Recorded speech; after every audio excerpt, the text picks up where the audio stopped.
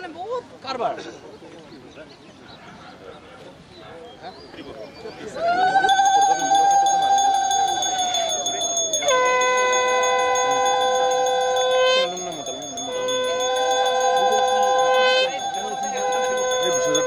বাবু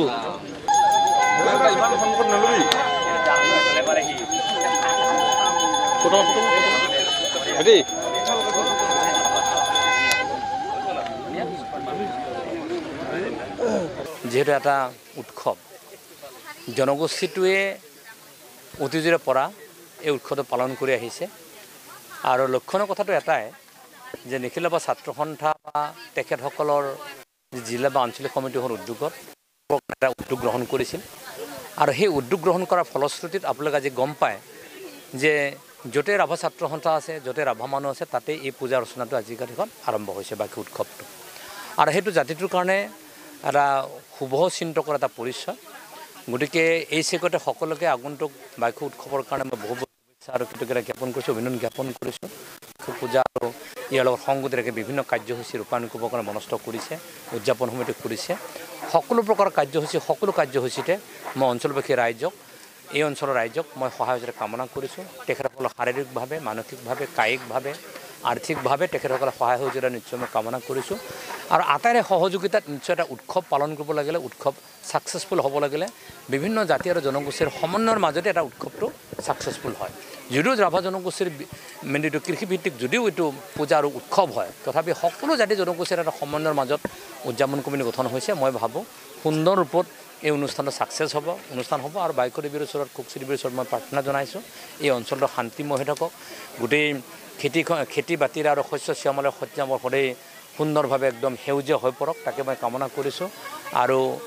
বহল প্ৰসাৰ ভিত্তিত মই সকলো ৰাইজৰ প্ৰতি মোৰ আহ্বান থাকিব এটলিষ্ট আমি ফেষ্টিভেল আছে পালন কৰিব নোৱাৰিলেও যি পূজাটো থাকে সেই পূজাটোক যদি আমি প্ৰত্যেকজন ৰাভা মানুহে প্ৰত্যেকখন গাঁৱলৈকে যদি এইটো প্ৰসাৰ আৰু প্ৰচাৰ হয় তেতিয়া জাতিটোৰ চিন্তা জাতিটোৰ পৰিচয় জাতিটোৰ উৎসৱটো সমাজ জীৱনলৈকে যাব ইতিমধ্যে অসমৰ সমাজ জীৱনলৈকে যাব আৰু পৃথিৱীৰ মঞ্চলৈকে গুচি যাব তেতিয়া এটা জাতিৰ চিনাকিটো প্ৰতিপন্ন হ'ব আৰু সেই আশা ৰাখিয়ে আজিৰ পৰা ২৬ বছৰ আগত দুৰ্দ অঞ্চল ৰাভা ছাত্ৰ সন্থাই আৰম্ভ কৰিছিল আজি ৰূপালী জয়ন্তী অতিক্ৰম মই আশা প্ৰকাশ কৰিছোঁ সুন্দৰ হ'ব আৰু ইয়াত স্থায়ীভাৱে আপোনালোকে গম পায় কেন্দ্ৰীয়ভাৱে উদয়পুৰস্থ ৰাভা জনবাস কাউন্সিল হেডকোৱাৰ্টাৰৰ ওচৰতে ১৫ বিঘাকৈ মাটি ইয়াত আছে আৰু আহি থকা দিনত কেন্দ্ৰীয়ভাৱে তাৰ সমস্ত পূজা অৰ্চনাবিলাক চলিব এবাৰো তাত চলিব মই ভাবোঁ যে মানে আজিৰ পৰা ৩৫০ বছৰৰ আগত যি ধৰণৰ পূজা অৰ্চনা চলিছিল সেই একেই ধৰণৰ পূজা অৰ্চনা কেনেকৈ কৰিব পৰা যায় সেই চিন্তা চৰ্চাবিলাক আগত ৰখা হৈছে আৰু মই ভাবোঁ সেই দৃষ্টিভংগীত সকলোৰে সহায় সহযোগিতা আমি পাম আৰু কামনা কৰিম আমাৰ অহা ১১-১২ জুন আমাৰ আঞ্চলিক ৰাভা ছাত্ৰ সন্থাৰ উদ্যোগত আৰু ইয়াত বিভিন্ন সংগঠনৰ সহযোগত ৰাইজৰ সহযোগত যি উৎসৱ পালন কৰি অহা হৈছে এই বছৰ আমাৰ ইয়াতে ২৬তম বছৰৰ উদযাপন হ'ব এই অনুষ্ঠানত সংগতি ৰাখি আমাৰ যিটো পৰম্পৰা ৰাভা জনগোষ্ঠীৰ যিটো পৰম্পৰা বিশেষকৈ আমাৰ বাইকো মানে হ'ল এটা আমাৰ সেই ওপৰত এটা জনগোষ্ঠীয় এটা নৃত্যই আছে বাইকো মানে সেই চাথাৰ থাকিব বিভিন্ন জনগোষ্ঠীবিলাকৰ মানে কি আমাৰ ৰাভা জনগোষ্ঠী বিশেষকৈ আমাৰ প্ৰাধান্য দিয়া হৈছে ইয়াতে চাথাৰ কম্পিটিশ্যন থাকিব তাৰপিছত আমাৰ পূজা পাতলটো থাকিব পৰম্পৰাভাৱে পূজা পাতল থাকিব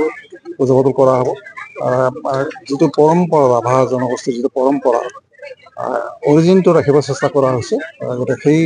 মানে সময়তে আমি সাজপাৰৰ ওপৰতো থাকিব, সেইটো মানে আমাৰ যেনে ৰাচন শ্ৰেণী ধৰে আমাৰ ৰাভা জনগোষ্ঠীৰ যিটো পৰম্পৰা সাজপাৰ তাৰ ওপৰত ভিত্তি কৰি পেলাই এইটো এটা প্ৰতিযোগিতা পাত্ৰ হয়। বাৰ্ণাকাই থাকিব, জুইৰ ওপৰত নাচা থাকিব, এইটো মানে আমাৰ এইটোতো থাকিবই আৰু এইটো চলি আহিছে, চলি থাকিব। দ্বিতীয় দিনাখন আমাৰ যিটো বাকী লেৱা টানা যিটো খেলবিলাক আছে, আমাৰ যিটো থলুৱা যিবিলাক খেল থাকিব, যিটো আমাৰ ৰাভা জনগোষ্ঠীৰ মাজত যিটো প্ৰচলন,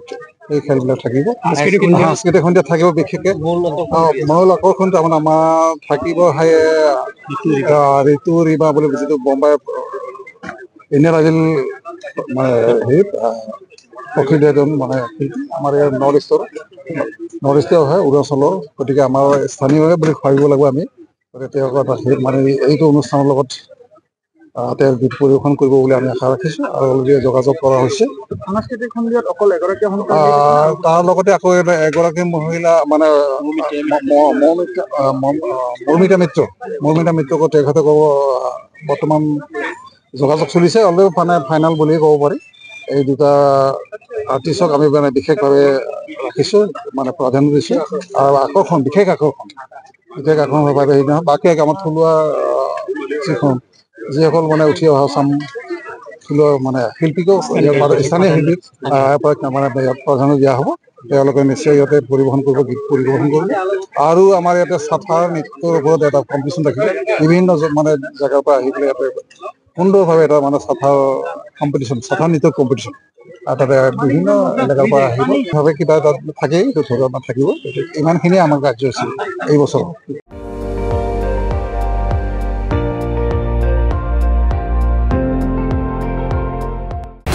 আপুনি চাই আছে ND24, সৰ্বশ্ৰেষ্ঠ নহয়, সৰ্বোত্তমৰ দৌৰত।